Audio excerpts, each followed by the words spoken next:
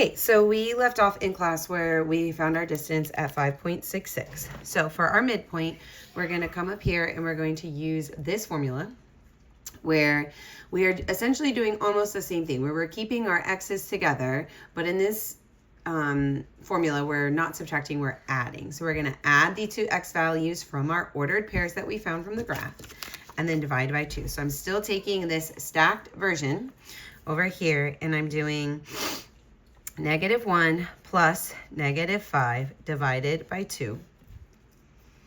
And then for my y's, doing the same thing, my -1 plus -5 divided by 2. So then I'm going to combine my like terms. -1 plus -5 gives me -6 divided by 2, comma, -1 minus -5, again, -6 divided by 2. Okay, then from here, I'm going to divide. -6 divided by 2 is -3, -3. So here is my final answer for my midpoint. Again, because it is a midpoint, it's going to be an ordered pair. Okay, so right here, oh, I don't have my highlighters with me, but I'll stack them on top of each other for you. So step 1 is to find the ordered pair. So I'm going to go to the origin first. Remember, do your left and your right. So I'm going to go left 1, 2, 3. So because I went left, it's a -3. And then I have to go up 1, 1. Then I go back to my origin for my second ordered pair. Again, move left or right first. I have to move right 1. Sorry, children. And then from here, I have to go down 1, 2, 3, 4. So I went right 1, down 4. Okay, so again, we're stacking. So we're going to have our x coordinates right here, and then our y coordinates on this side. All right, so I'm going to plug it into my distance formula. All right, so I'm going to start at the bottom. 1 minus -3 squared. Excuse me. Plus, and then for my y's, since I started at the bottom, do it again. -4 minus 1 squared. All right, so then we just plug these things into our calculator. Okay, so 1 minus -3. Remember, these are two different numbers in your calculator, or two different buttons. I'm sorry. This is 4 squared. And then right here, this is -4 minus 1, which is -5 squared. Remember right here, when you square this -5, it will always be positive, okay? So you have to square the numbers first. You have to square the numbers first and then add them together. All right, so we have 16 and 25, so I'm going to add them together. That gives me 41. Okay, so I had a request to show you how to do it in the calculator. Unfortunately, I forgot the calculator that I have in my classroom, but I have my big fancy calculator, and it's almost the same thing. So let me zoom out just a little bit so you can see the buttons I push. All right, so we want to get the square root sign, which is right above my x squared. So I have to hit this second button, and then my x squared, and you'll see the little square root sign come up.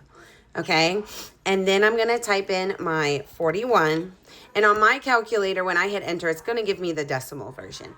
On the one that you use in my classroom, there's a button right above the enter sign that has some arrows and some squiggles on it, and we want to hit that button, and that will turn it into a decimal. Okay, so we're rounding to the hundredths place. And so remember, that means we want to keep the second digit, and we use the third one to tell us what to do. So this one is 6.40. Okay, so now for our midpoint, I'm going to come back to this formula again, keeping my x's together, adding them. Okay, so this is going to look like -3 plus 1 divided by 2, comma, because it's an ordered pair. And then my y coordinates, 1 plus -4 divided by 2. Okay, so just watch your signs. Use your calculator. -3 plus 1 gives me a -2 divided by 2. 1 plus -4 gives me a -3 over 2. And I know we talked about it, but I just want to remind you that this 3/2 is going to be a decimal, and that is okay. You will and are okay to get decimals, to get fractions, to get the number 0, to get a negative. All of those options are okay when we're working with a midpoint. Okay, here, so I'm just going to simplify. Again, in your calculator, if you need to, this gives you a -1, and this gives you a -1.5. Okay, and so there is our midpoint. Okay, so what we didn't get to in class was these back questions. All right, so we're going to start with number 10. It says find x, so that's step number 1, and then plug it back in to find the given segment length or the angle measure. And again, I told you did not have to do 12 and 13, just trying to, and you actually also don't have to do 15 either. I'm just trying to limit the amount of things that you have to work. Okay, so this is segment addition, which means our very first step is to identify what number or what expression represents the full or total length of my segment. Okay, so from start to finish, my total is 39. Okay, so because this represents my total, okay, I then want to take my two expressions and add them together and set it equal to my total. Okay, so make a little note that you set the expressions equal to the total. Oh, sorry, it got a little blurry. Okay, so I'm going to add these together. 9x plus 7 plus. Now this is a -3, but that's fine. -3x plus 20 equals 39. And then we draw our line. Okay, so now it comes time to combine our like terms. So the first thing I do is I do my variables. So my variables are 9x and -3. Because they're on the same side of the line, like they're both on the same side, I'm going to just combine them, meaning I'm not going to change the signs. So 9 minus 3 or 9 plus -3 gives me a positive 6x. Again, use your calculator. All right, then my 7 and my 20 are the next set of like terms. They're both a plus, so I add them together, and that gives me a positive 27. Okay, now I'm working with numbers that are on different sides of the equation. Okay, so what I want to do is all of my x's are here. I don't have any x terms over here on the right. So I'm going to leave this alone. I'm going to not mess with this one. I want to move my 27 over here with my 39. But because I have to go to the opposite side of the line, I need to do the opposite sign of my 27 because I need it to turn into a 0. So I'm going to subtract 27 from both sides, and it turns into a 0 over here, which is what we want. Bring down your 6x, and then 39 minus 27 gives us 12. And then a final step is to divide by 6, and x is equal to 2. Okay, so I'm going to take this 2, I'm going to put it on my line because it's my answer. All right, then it told me after I find x, I need to plug it back in to find the segment length or angle measure. So this one asked me to find AB, so I go to AB, and I find...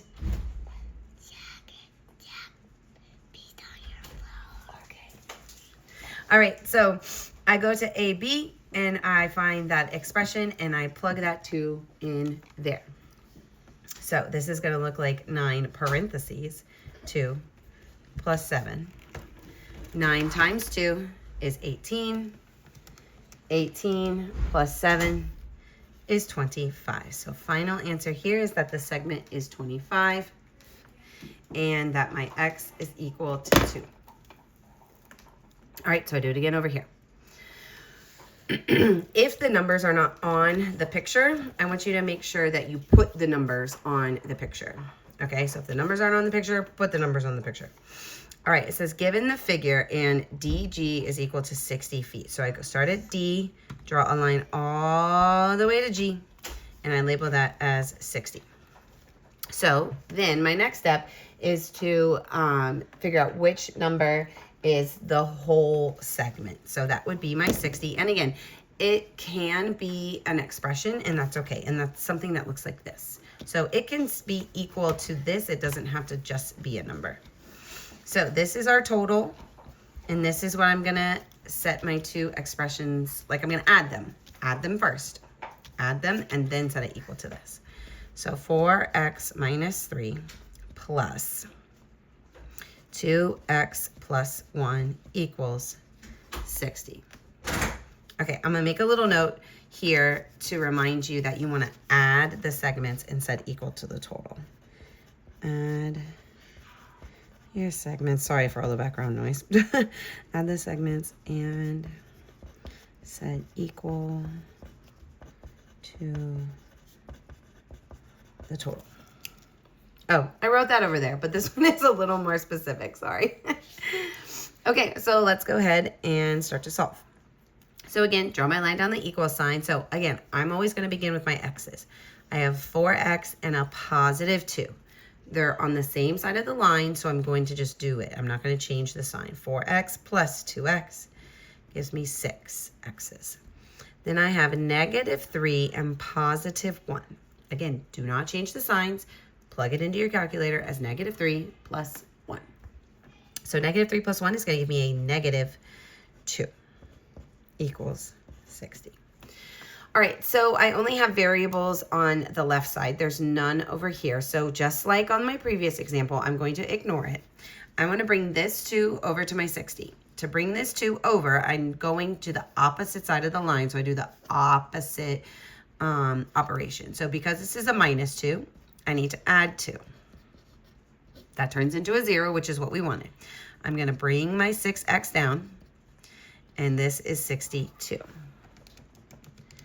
Then I divide both sides by 6, and x is equal to 31. So x is equal to 31. All right, now I'm gonna take this and plug it in for DO. So I go to my picture and I'm like, okay, what expression represents D to O? And that would be this one. So I take the x out, put the 31 in, minus 3. So this is 4 times 31, which is 124. Take away 3 gives you 121. Okay, so this right here is called segment addition. Segment addition. Okay, segment addition. Again, I'm crossing these out because you won't be tested on questions that look like this. So you do not need to do 12, 13, or 15. Why is there not a 14? Okay, so 12, 13, and 15. You don't have to do that. Okay, so let's look at our constructions. Again, it's all about the steps. All right, so we've been working on them in your bell work, so hopefully that's helping to reinforce the steps. So we need to put them in the right order for our construction of a segment. So remember, we have 4 options. You can do copy of a segment, copy of an angle, perpendicular bisector, and angle bisector. So we're doing copy of a segment. So our very first step when we do copy of a segment, now let me backtrack for a second. These steps are not going to be identical to the steps that we practice in class, the steps that I said out loud, the steps that are printed in your note packet. The reason these are not going to be identical is because everybody will describe it just a little bit differently. And that doesn't mean it's wrong, but they're all going to be very similar to one another. So you have to figure out what is the closest. Okay, so we have all of these steps and we want to put them in order. We got to figure out what goes first. So when we make a copy of the segment, the first thing that I do is I create a ray, right? I create a ray with a point. So what we want to do is they didn't do a ray, but if you look right here, I know the copy sucks, but this is a cursive L, all right? And remember, that's one way to name a line. So instead of us drawing a ray, they have first drawn a line, okay? So they drew a line L. And remember, this word straight edge just means ruler, okay? That just means your ruler. So they used a ruler and they drew line 1. Okay, so this is the first one. So they've drawn a line and they've called it L. Okay, so I'm gonna go ahead and erase this word ray so it doesn't confuse you. All right, so we've drawn our line. Now, what we do is once we've drawn our line, we need to have a point on this line somewhere, which is why we typically draw a ray. So I need a point. So label the point, no, I haven't picked up my compass. Choose a point, okay, point, on line L and label it P. Okay, that's my next step because I need to have a starting spot. So my next step, and this is the letter L, by the way. Choose a point on line L and label it P. Again, this is why I begin with a ray because it automatically already has that point on it. Okay, so we've got our point on our line. Now we use our compass like a tape measure and we want to measure our segment. Okay, so I need to find a statement that says, like, I'm gonna put my compass on A and open it up so that it is the same width from A to B. All right, so my remaining options are label the point, which is not what we do. We want to pick up a compass without changing the compass. Well, when it says without changing the compass, that means I've already made my compass do something and we haven't yet. Like, that's what we're trying to do. We're trying to make it do something. So it's not this one. Adjust the compass width. Oh, okay, this sounds good. To the length of AB. So this is my next step. I put my compass and I adjust it so that it is as wide as AB. So here's my next step. All right, after I figure out how wide it is, I'm gonna pick it up. I'm gonna put it on P. Oh, sorry, it's blurry. And then make my mark. Okay, so I'm not changing my compass. I'm picking it up, putting it on P, and drawing my arc. All right, and that would be this one without changing the compass because I don't want to change the size. I'm gonna put it on P and draw an arc. So this would be 4.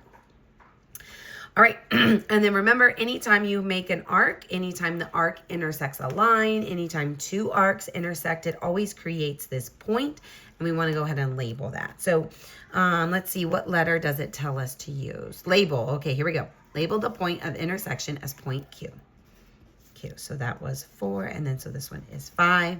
And so the final step is this one, and this statement simply just says that their lengths are the same. That's what this says. This says that segment AB is equal or is the same size as segment PQ. Okay, so this is one option for how your construction can look. They give you all the steps, worded just a little differently, but close to the steps that we practiced. You put them in order. Again, very similar to the bell work. It's helpful to like start the construction and try to remember the steps. All right, here we go. The next one is this one. So they tell me exactly what I'm doing. You're constructing a copy of an angle. It says, what is the next step? So for me, I don't like to jump in the middle. I get confused. So I want to start from the very beginning. When I create a copy, my first step is to always draw the ray. So I draw the ray. That's step number 1.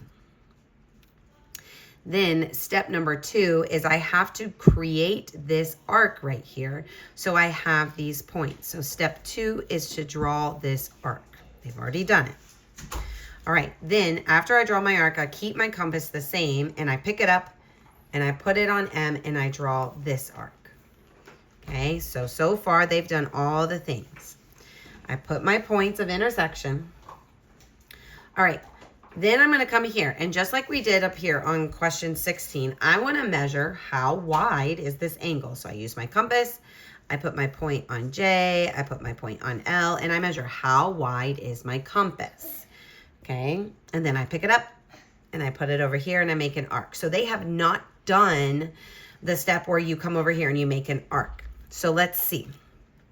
And it's kind of hard to tell if they've measured the width here yet or not. Okay, so we're going to look for the compass part would be the step 4. And then the next step would be to draw the arc over here. So it just kind of depends. Sorry.